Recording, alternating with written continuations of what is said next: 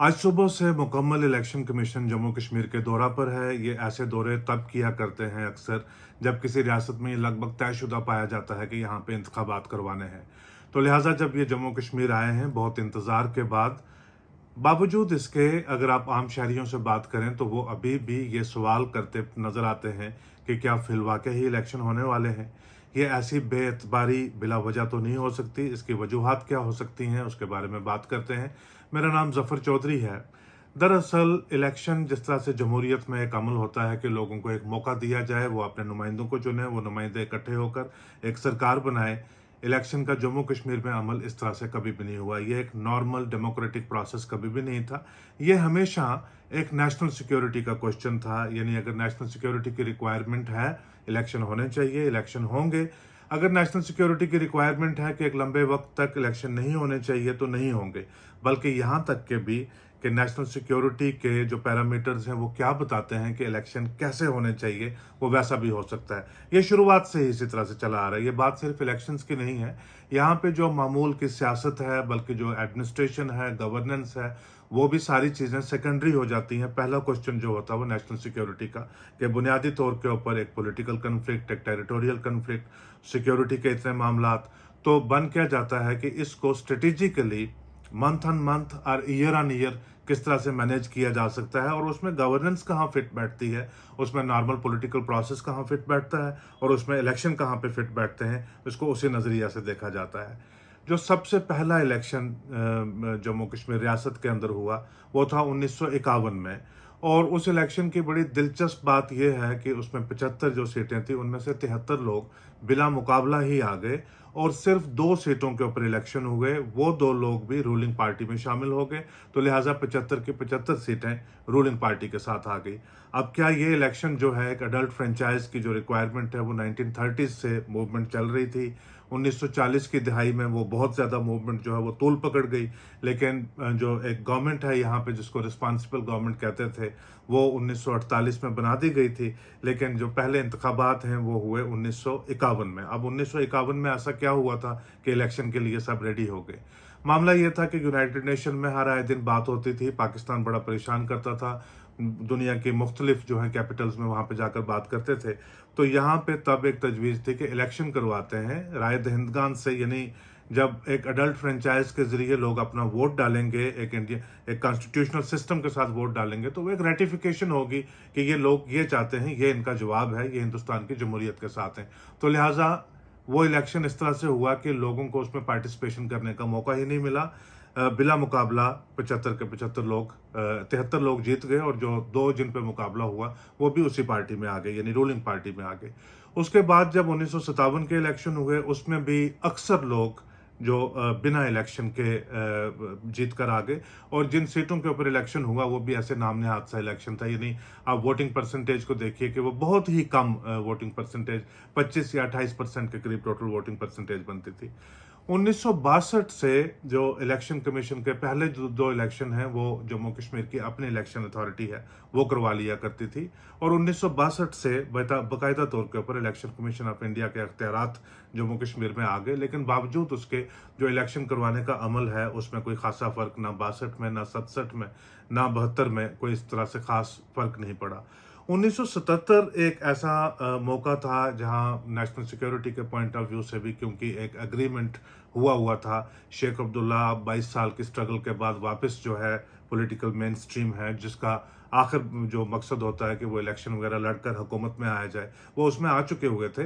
तो लिहाजा जो 77 का इलेक्शन है, दिल्ली में कांग्रेस की हुकूमत नहीं थी, मोरारजी देसाई प्राइम मिनिस्टर थे।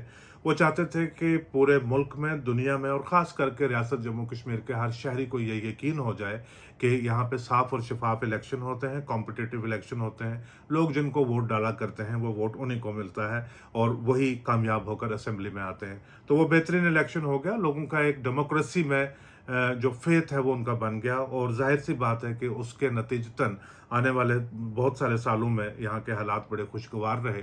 हालांकि सियासी उथल पुथल चलती रही, लेकिन फिर भी लोगों का एक फेथ है वो डेमोक्रेसी में मजबूत रहा। 1987 के ऐसे इलेक्शन हैं, उसमें भी नेशनल सिक्योरिटी की कुछ ऐसी रिक्वायरमेंट थी कि कुछ ऐसे अनासर हैं जिनको लेवल प्लेइंग फील्ड ना दिया जाए, वो असेंबली में ना आ सकें। रिगिंग की एक बहुत बड़ी स्टोरी है जिसमें मेरा कभी यकीन नहीं हुआ। किसी दूसरे वक्त पे मैं बताऊंगा कि इतनी रिगिंग शायद हुई नहीं जितना उसके बारे में बताया जाता है। और फिर उसके बाद 90 में जब असेंबली डिसॉल्व हो जाती है और बमुश्किल जाकर 96 के आखिर में इलेक्शन हो पाते हैं। यहाँ पे बीच में अगर 87 के हिसाब से भी आप चलते तो 93 में इलेक्शन ड्यू थे, नहीं हो पाए। पौने 7 साल गवर्नर रूल लगा रहा, फिर उसके बाद जाकर इलेक्शन हो पाए। 2002 के जब इंतखाबात आए तो एक माहौल ऐसा था कि अब कश्मीर में जो मिलिटेंसी है वो भी काफ़ी फटीग महसूस कर रही थी, जो सेपरेटिस्ट पॉलिटिक्स है वो भी काफ़ी थक सी चुकी हुई थी। लेकिन लोग इंतजार में थे कि एक इस किस्म की पॉलिटिकल डील, एक पॉलिटिकल विक्ट्री ऐसी मिले, कम से कम जिसके ऊपर वो मुतमयन हो सकें कि अगर यहाँ पे कुछ हुआ है और उसका हासिल कुछ हुआ है लोगों को। तो लिहाजा वाजपेयी प्राइम मिनिस्टर थे, उन्होंने इस बात को समझते हुए कई महीनों तक एक सस्टेन्ड कैंपेन चलाई। उन्होंने कहा कि रियासत जम्मू कश्मीर की तारीख के सबसे पहले और सबसे बड़े फ्री और फेयर इलेक्शन होंगे जम्मू कश्मीर में। तो लोगों ने उसको एक बहुत बड़ा पॉलिटिकल पैकेज समझा। जे.एम. लिंगडो उस वक्त चीफ इलेक्शन कमिश्नर थे, उन्होंने अपनी किताब में भी वो सारे वाकयात दर्ज किए हैं कि किस किस्म की दुश्वारियां उनको आई थी। तो वो बेहतरीन तरीके से इलेक्शन हो गया। फास्ट फॉरवर्ड आगे चलते हैं, 2008 का इलेक्शन तो बेहतरीन तरीके से हुआ, 14 का भी हुआ। अब जो है मौजूदा हालात में, ये तो पुरानी कहानी है, बहुत सारे लोग जो आज की जनरेशन में हैं उनको 51 में क्या हुआ, 57 में क्या हुआ, 62 में क्या हुआ, ना तो शायद कई लोगों को इस दौर का पता होगा और ना ही बहुत सारे लोगों को इसमें कुछ ज़्यादा दिलचस्पी भी होगी। लेकिन हाल में क्या हो रहा है इससे बहुत सारे लोग काफ़ी क्लोजली कनेक्टेड हैं और वो इसको अंडरस्टैंड कर रहे हैं। उसी की वजह है ख़ास कि उनको पूरी तरह से इस बात का अभी भी यकीन नहीं है, एतबार नहीं है कि इलेक्शन कमीशन के जम्मू कश्मीर के दौरा के बावजूद भी ये एक इंडिकेशन हो सकती है कि इलेक्शन आने वाले हैं।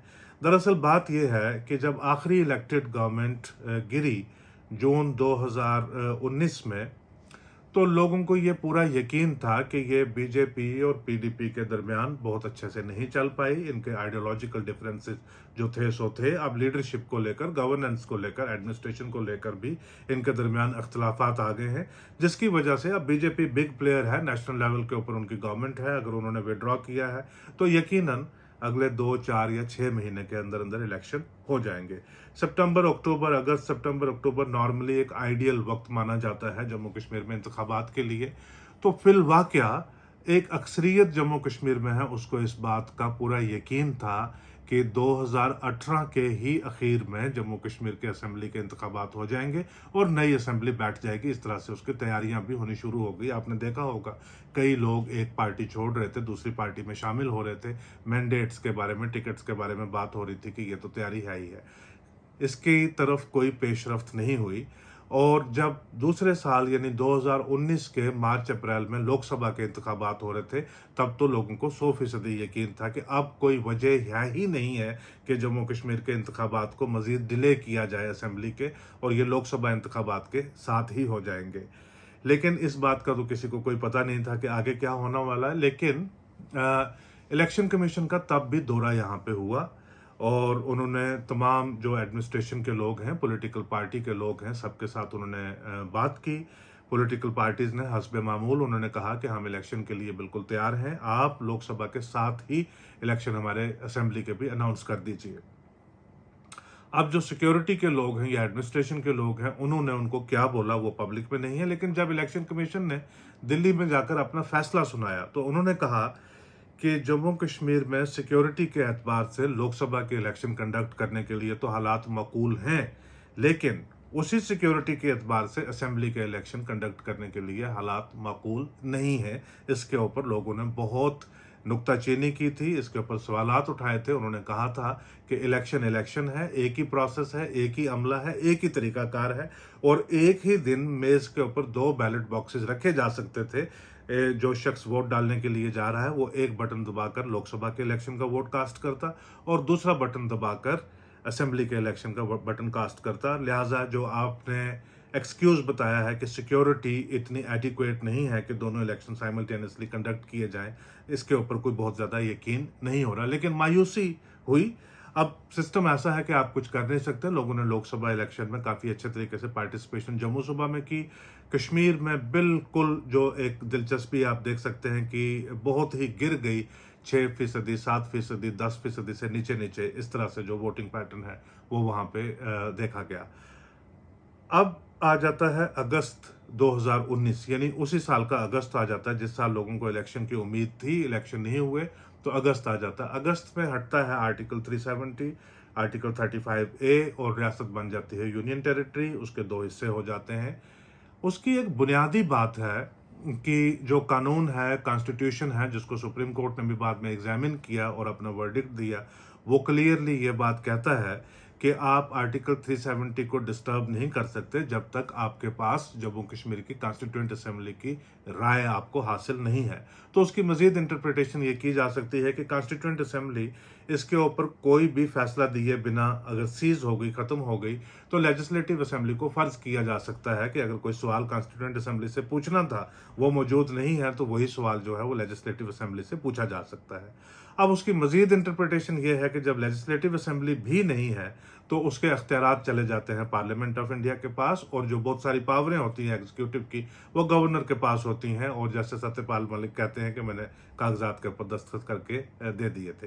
तो अब इमेजिन कीजिए कि अगर 2019 में लोकसभा इलेक्शन के साथ जम्मू कश्मीर की असेंबली के इलेक्शन हो गए हुए होते और यहाँ पे पावर में कोई ऐसी पार्टी होती जो बीजेपी के मुखालिफ होती, यानी मान लीजिए नेशनल कॉन्फ्रेंस या पीपल्स डेमोक्रेटिक पार्टी, या दोनों ये मिलकर होती, तो क्या वो जो एक अप्रूवल है, जो लेजिस्लेटिव असेंबली की जो राय चाहिए थी आर्टिकल 370 को हटाने के लिए, क्या वो मिल पाती? तो वो यकीनन वो ना मिल पाती, क्योंकि लेजिस्लेटिव असेंबली नहीं थी, मौजूद नहीं थी, इलेक्शंस नहीं हुए थे। तो इसलिए मरकज़ के लिए, बीजेपी के लिए ये बहुत आसान हो गया कि वो गवर्नर की सलाह के साथ, वो पार्लियामेंट की कंकरेंस के साथ, वो प्रेसिडेंट से लिखवा कर आर्टिकल 370 को हटा सकें। फिर उसके बाद सवालात करने लोगों की तरफ से जायज़ बन जाते हैं कि अगर असेंबली होती तो ये नहीं हो सकता था। तो क्या कुछ लोगों को इस बात का पता था कि ये इलेक्शन 2019 में करवाए जाने चाहिए या नहीं करवाए जाने चाहिए? तो ये क्वेश्चन मार्क जो है वो हमेशा के लिए बना रहेगा। लेकिन इलेक्शन कमीशन ने यही कहा था कि सिक्योरिटी के पॉइंट ऑफ व्यू से हम नहीं करवा सकते। उससे एक मजीद जो एक ट्रस्ट डेफिसिट आप जिसको कह सकते हैं वो पैदा हो जाता है। लोग कहते हैं कि ये यहाँ पे डेमोक्रेटिक प्रोसेस जम्मू कश्मीर में, इलेक्टोरल प्रोसेस जो है, ये एक नॉर्मल प्रोसेस नहीं है, ये एक नॉर्मल प्रोसीजर नहीं है, ये गाइडेड है बाय नेशनल सिक्योरिटी। अब मजीद फास्ट फॉरवर्ड करते हैं, 5 साल उसके बाद चले आते हैं। उसमें बहुत सारे वादे भी हुए, बहुत सारी चीज़ें भी हुई। अब कौमी सतह के ऊपर भी और बैनुल अक़वामी सतह के ऊपर भी बाकायदा रोबस्ट स्टैटिस्टिक्स के साथ जो है वो सरकार ने बताया कि हालात जम्मू कश्मीर में बेहतर हो गए, सिक्योरिटी के पॉइंट ऑफ व्यू से हालात बहुत बेहतर हो गए। और फिर वाकया ये जो है क्रेडिट ये दिया जाना चाहिए, जहाँ पे भी ये क्रेडिट ड्यू है, कि हालात बेहतर हो गए। 5 साल में शायद ही कोई वाकया जो स्टोन पेल्टिंग के जरिए नॉर्मल लाइफ की डिसरप्शन होती थी कश्मीर में, ऐसा नहीं हुआ। बहुत बड़े इंसिडेंट ऑफ टेररिस्ट वायलेंस नहीं हुए। ये जम्मू में हो रहे हैं, ये एक पूरी अलग से एक स्टोरी है, ये हो रहे हैं। तो सिक्योरिटी के पॉइंट ऑफ व्यू से काफ़ी इम्प्रूवमेंट आई। लेकिन इस दौरान अगर हालात बिल्कुल ठीक थे तो इलेक्शन करवाए जा सकते थे। जब इलेक्शन के बारे में बात करते हैं तब कहते हैं हालात नहीं ठीक हैं। जब हालात के बारे में बात करते हैं तो कहते हैं 2019 के बाद जो हालात बहुत बेहतर हो गए। अब 2024 के जब लोकसभा इलेक्शंस हो रहे थे तो तब भी लोगों को बहुत ज़्यादा उम्मीद बन गई थी कि अब शायद कोई भी वजह बाकी नहीं रहती है कि इलेक्शन क्यों ना हो यहाँ पे असेंबली के, लोकसभा के साथ। तो इलेक्शन कमीशन का दौरा यहाँ पे हुआ। दिल्ली में जाकर जब उन्होंने फैसला सुनाया तो कुछ रियासतों में जहाँ पे इलेक्शन ड्यू थे उनके लोकसभा के साथ उन्होंने करवा दिए, लेकिन जम्मू कश्मीर को फिर से नज़रअंदाज कर दिया। लेकिन अब पहली बार उन्होंने वजाहत की कि वो जम्मू कश्मीर में इलेक्शन क्यों नहीं करवा पा रहे। तो चीफ इलेक्शन कमिश्नर ने यह बात बताई कि ये हमारी वजह से ताख़ीर नहीं है, ये हमारी वजह से डिले नहीं है, ये प्रोसीजरल डिले है अगर तो ये गवर्नमेंट ऑफ इंडिया की तरफ से है। उसमें यह था कि जो रीऑर्गेनाइजेशन एक्ट का है वो कहता है कि आप इंतखाबात करवाएंगे जब डिलिमिटेशन कमीशन की रिपोर्ट आ जाएगी। डिलिमिटेशन कमीशन को 2020 में उन्होंने कहा कि आपके पास 1 साल का वक्त है, उन्होंने उसको एक्सटेंशन ले ली और उसके बाद 2022 में डिलिमिटेशन कमीशन की रिपोर्ट आ गई। उसके बाद वो डिमांड करती है जो इलेक्टोरल समरी रिवीजन, कि एक कॉम्प्रिहेंसिव रिवीजन जो है वो इलेक्टोरल हो जाए, उसके बाद इलेक्शन का प्रोसेस हो जाए। वो तीन बार हो गया।